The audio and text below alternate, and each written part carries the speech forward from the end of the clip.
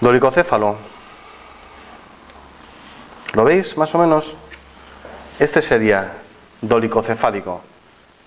El típico cráneo modelo ET, que es la escafocefalia, tiene la forma dolicocefálica, es decir, es una cabeza alargada. La veis así y veis que es una cabeza muy alargada. Eso no tiene por qué estar mal. El problema es cuando la sutura, como tenemos aquí la sutura sagital, ¿de acuerdo?, se osifica, entonces queda plano esto. Ahora lo vais a ver, ¿eh? Es un cráneo que vais a ver ahora. El trococéfalo es este, una cabeza súper redonda, ¿vale? El macrocéfalo, esfenocéfalo, es una cabeza estrecha y alargada, grande, ¿de acuerdo?, ancha de la cara, estrecha del cráneo, y a veces puede tener alguna pequeña osificación, ¿de acuerdo?, craneosinostosis, a nivel de la sutura sagital, de ambos parietales, sobre todo muy cerca del lambda. El esfenocéfalo, tenemos aquí, desarrollo de la gran fontanera en altura, ¿veis? Esta forma. Pudiera haber alguna pequeña craneosinostosis en diferentes partes, pero de manera como muy caprichosa en diferentes puntos del cráneo. Pero este cráneo puede ser perfectamente de un adulto que no ha tenido ningún problema, o sea, que no tiene ningún problema. Esto no suelen ser síndromes, ¿vale? El esfenocéfalo. El oxicéfalo, que este es más clásico, ¿vale? No sé si conocéis a alguien. Oxicéfalo, este. La cabeza así. ¿No habéis visto nunca a nadie así? Un compañero que fue alumno de osteopatía craneal hace años, tenía este cráneo y era ingeniero superior, o sea, un tío súper inteligente, tío completamente normal. O sea, en principio la cabeza cambia de forma, ¿de acuerdo?, pero no afecta a nivel neurológico, ¿eh? Yo sí conozco a un chico, pero sí que tiene alguna alteración neurológica. Puede ser, sí. Lo normal es que todo lo que sean cráneos donde ha habido determinadas craneosinostosis en diferentes partes, que haya afectado al crecimiento del encéfalo y que haya provocado daños neurológicos, o que por el daño neurológico que tenga y la información genética directamente de cómo van a crecer los huesos del cráneo y su osificación sean propias del síndrome, como en muchas trigonocefalias. ¿Sí? ¿Perdona? ¿Perdona? A la gente que hace cirugías, y tengo una paciente que creo que es neurólogo. Sí. ¿Te puede hacer técnica radial? Claro, perfectamente. No. Tuvo un ictus, creo que nueva. No hay ningún problema. O sea, es decir, en la osteopatía craneal, en general en la osteopatía no existe una contraindicación. Existen no indicaciones.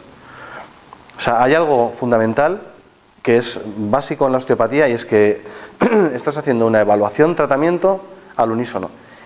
La evaluación hace que se pongan en evidencia o las tensiones propias del proceso lesional o la propia lesión en cuestión.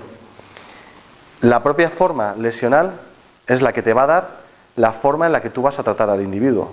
Si es de manera estructural, te va a dar un posicionamiento, una puesta en posición, una puesta en tensión y una normalización. Si alguno de esos parámetros no llegan, ¿de acuerdo?, a cumplirse, nunca vas a llegar a hacer una manipulación o hacer una normalización que pudiera ser, entre comillas, la contraindicación. Si esto no lo llevamos a la osteopatía craneal, cuando tú haces osteopatía craneal y hay un rechazo directamente y ves que no está funcionando, esa persona no es de osteopatía craneal. Sin embargo, tú estás notando una respuesta, hay un impulso rítmico-craneal evidente, hay una serie de actividad de movimientos involuntarios que están a favor de lo que estás haciendo, ¿de acuerdo? Y no hay un rechazo, no hay un empuje hacia afuera de tu mano, no hay manera de, no hay por qué pensar que no puedes recibir osteopatía craneal. No vas a provocar un trombo o un infarto cerebral ni nada de eso. Es que tengo dos. Uno tiene un bulto y el otro le falta parte de... Sin ningún problema, sí, falta del parietal, está metido para adentro. Sí. Eso es, sí. Se tratan. Lo que pasa es que hay que saber para qué lo tratas. O sea, es decir, ¿por qué a una persona con la falta de parte de un parietal le voy a tratar osteopatía craneal? Porque existirán ciertas compensaciones que estarán afectando a la estructura, ¿de acuerdo? Y nosotros queremos normalizarlo, porque queremos que haya una armonía en su biomecánica, y para eso tiene que haber una armonía en sus relaciones articulares. Si yo quiero hacer más que nada empezar con escuchas, a ver Claro. si son iguales o hay más alteraciones. No, o sea, seguro que va a haber alguna alteración, pero la información que tú vas a recibir, a lo mejor del impulso rítmico craneal de los huesos del cráneo, puede ser relativamente normal. Siempre va a haber una compensación, como ocurre con la fijación entre dos huesos del cráneo. El movimiento que vamos a encontrar en esos dos huesos va a ser la suma de ambos huesos bloqueados, pero realmente los parámetros de movimiento, es decir, hacia dónde van guiados y limitados en relación a su eje de movimiento, relacionándolo con el bloqueo en cuestión, ¿de acuerdo? Va a ser un movimiento completamente diferente al que tendrían un hueso por un lado y el otro hueso por el otro, y los dos moviéndose a la vez. ¿Vale? Porque claro, tú imagínate que tenemos, para que nos entendamos, tenemos un bloqueo frontoparietal y el hueso frontal en la flexión hace esto y los huesos parietales en la flexión hace esto, o rotación externa, ¿vale? Rotación externa. Si el bloqueo sutural es a nivel de la sutura coronal, el movimiento de separación lo va a hacer así. No va a levantar del frontal.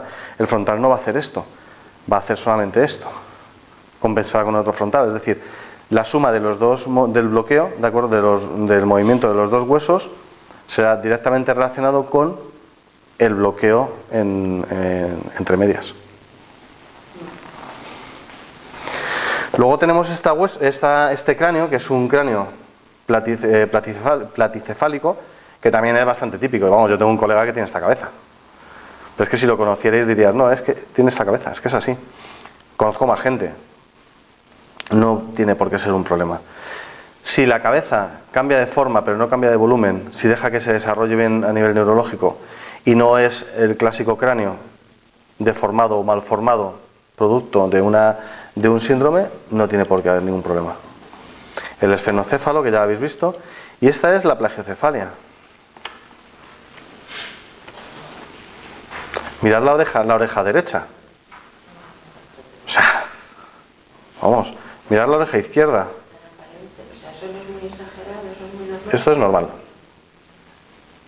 O sea, es una buena plagiocefalia. Las hay peores, pero esta está bien. Está muy bien. Imaginaros todo lo que tiene la relación con la articulación temporomandibular, cómo va a ser cuando crezca la rama vertical, empieza a hacer oclusiones y tenga una oclusión cruzada y no permita el crecimiento normal de la mandíbula. Se va a ver limitado. ¿Vale? Todo esto se irá compensando y no será un desastre porque el cuerpo humano es una maravilla. Pero entonces, lo primero que encontramos en una plagiocefalia cuando normalizamos va a ser la alineación de las orejitas. Los temporales, o sea, por ejemplo, este aplanamiento